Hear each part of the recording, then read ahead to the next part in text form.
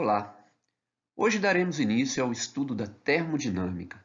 Falaremos principalmente do conceito de temperatura e escalas termométricas. Aqui temos uma imagem térmica tirada por uma câmera fotográfica, que utiliza um filtro especial. Nessa imagem conseguimos perceber que as regiões do corpo que têm maior quantidade de sangue, que são as regiões mais quentes, estão na cor vermelha. Já as regiões mais frias na cor violeta. Em geral, as cobras não possuem uma boa visão, mas em compensação possuem sensores especiais próximas à sua boca, que lhe permite reconhecer na natureza possíveis presas ou predadores. Por isso, geralmente atacam corpos com alta temperatura, como é o caso do balão com água quente. Geralmente, quando queremos saber se um corpo está quente ou frio, é muito comum utilizar o tato. A sensação tátil de mais quente ou mais frio está relacionada com uma grandeza física chamada temperatura. Porém, a sensação tátil não é um bom método para avaliar a temperatura de um corpo. Ele é um critério muito subjetivo e impreciso, podendo variar de pessoa para pessoa ou até mesmo com a mesma pessoa em condições diferentes. Mas então, o que é temperatura? Temperatura é definida como a medida do grau de agitação térmica das moléculas. Neste simulador, temos um corpo no estado sólido e podemos perceber que ainda assim suas moléculas se encontram em constante estado de vibração. Podemos verificar que ao acender a chama, suas moléculas aumentam de vibração e, consequentemente, sua temperatura. Isso ocorre devido ao fato do corpo absorver energia térmica da chama. A unidade de temperatura no sistema internacional é o Kelvin.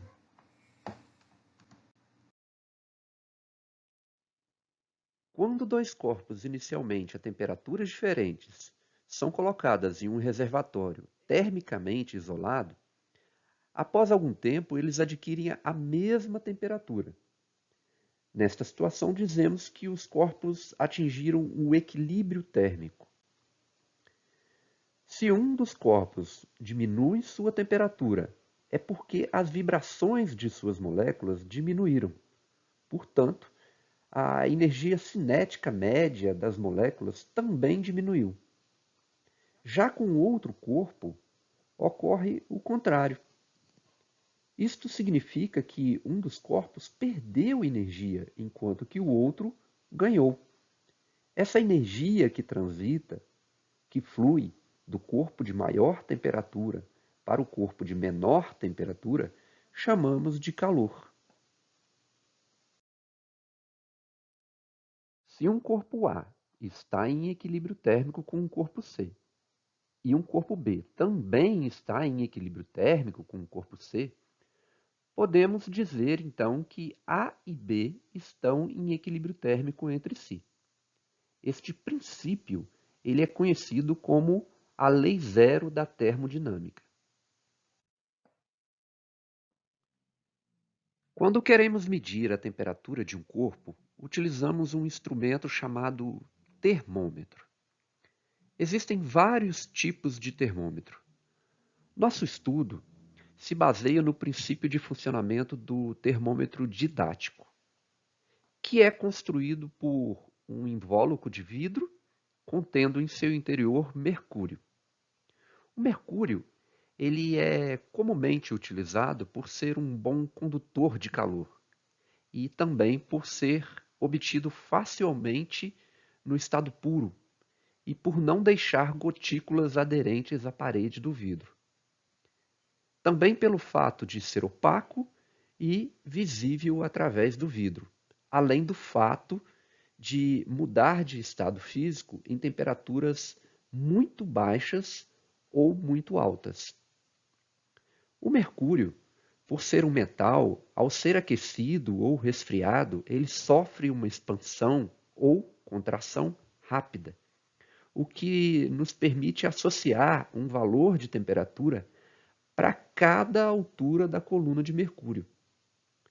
E como o mercúrio ele é homogêneo, a expressão matemática, também chamada função termométrica, que relaciona essas duas grandezas, ela é linear, ou seja, ela é uma expressão do primeiro grau. Nesta expressão, T é a temperatura, H a altura da coluna de mercúrio e A e B os coeficientes angular e linear, respectivamente.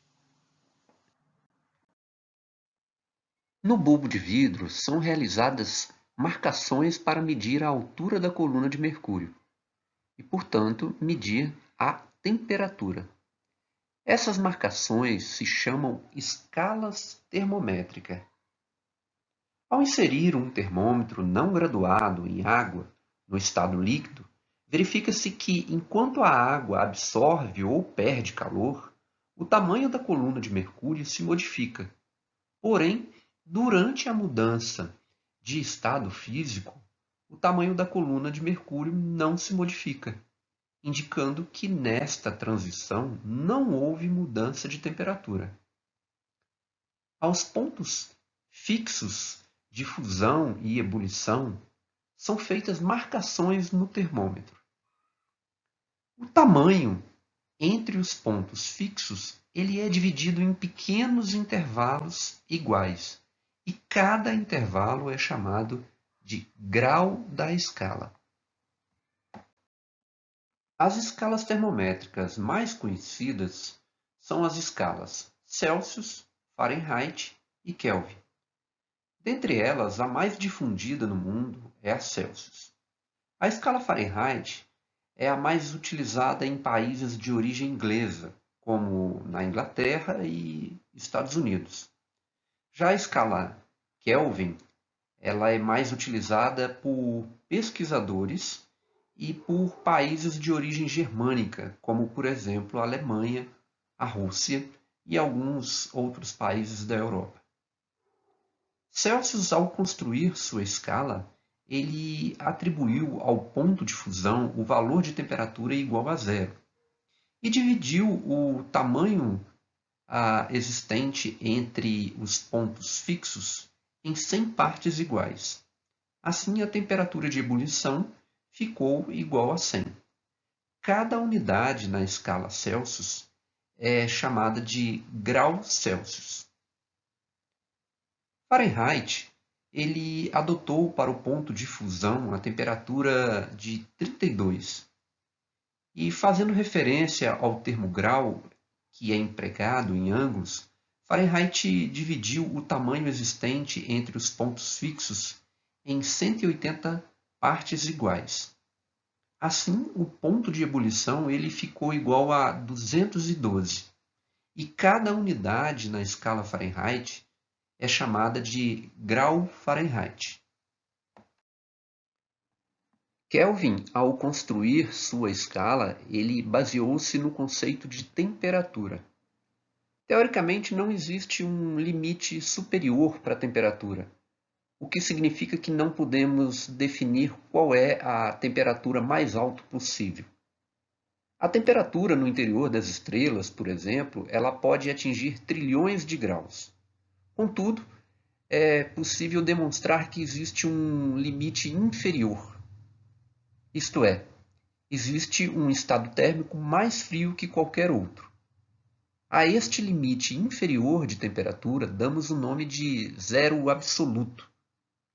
Lord Kelvin, como era conhecido, ele experimentalmente ele chegou a um estado em que as moléculas estariam em repouso. E isso ocorria a uma temperatura de menos 273 graus Celsius aproximadamente. A este valor ele atribuiu o zero Kelvin, portanto, o zero absoluto. Kelvin escolheu o tamanho de sua escala igual ao tamanho da escala Celsius. Isso significa que, para o ponto de fusão, o valor da temperatura seria igual a 273 e para o ponto de ebulição seria igual a 373. Cada unidade na escala Kelvin é chamada de Kelvin, não recebendo o símbolo de grau, como uma forma de identificar que esta escala é uma escala do Sistema Internacional, ou seja, baseada no conceito de temperatura. Sendo a função termométrica uma relação linear, podemos estabelecer uma fórmula que relaciona as três escalas termométricas utilizando uma relação de proporção entre elas. A figura representa as três escalas onde podemos aplicar a relação de proporção.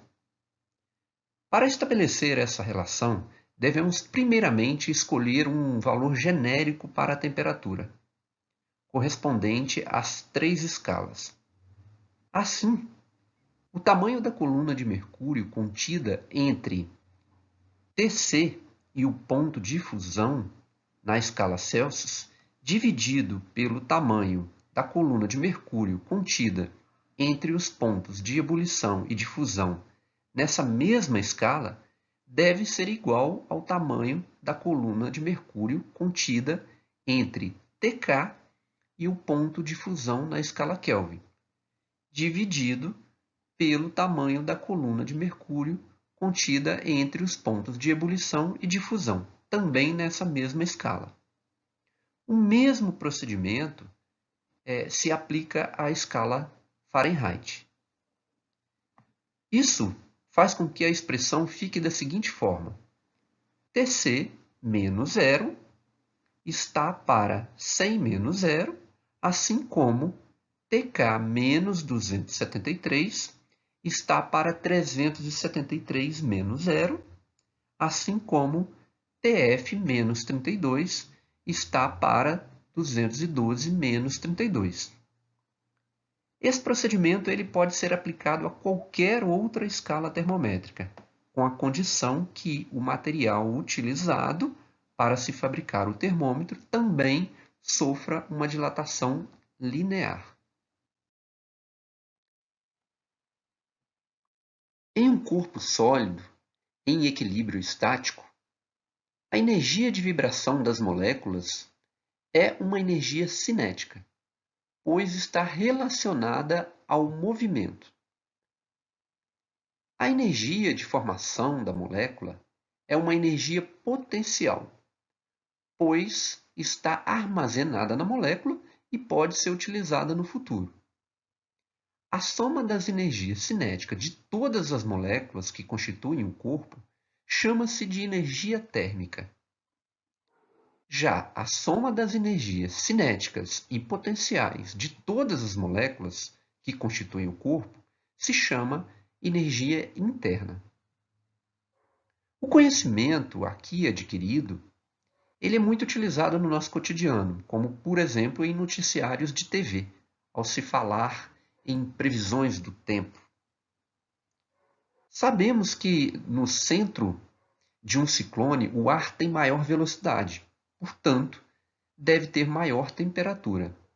Mas como ter certeza, já que a maioria dos dispositivos colocados nesse local seriam destruídos?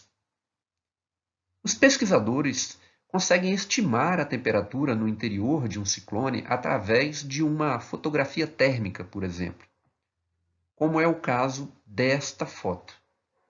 Veja que a região mais avermelhada é exatamente o centro do ciclone, indicando que ali tem maior temperatura. Vamos agora fazer uma atividade de fixação. Letra A. Em 1964, a temperatura de uma aldeia indígena na Sibéria chegou a menos 71 graus Celsius. Qual é o valor desta temperatura na escala Fahrenheit? Letra B. A maior temperatura registrada oficialmente nos Estados Unidos foi 134 graus Fahrenheit. no Vale da Morte, Califórnia. Qual é o valor desta temperatura na escala Celsius? Resolução. Lembrando da representação entre as escalas Celsius e Fahrenheit, podemos determinar a relação entre as escalas. Letra A. Tc menos 0 está para 100 menos 0, assim como Tf menos 32 está para 212 menos 32. Substituindo Tc por menos 71 e realizando os cálculos, encontraremos que a temperatura correspondente na escala Fahrenheit é menos 95,8 graus Fahrenheit. Letra B.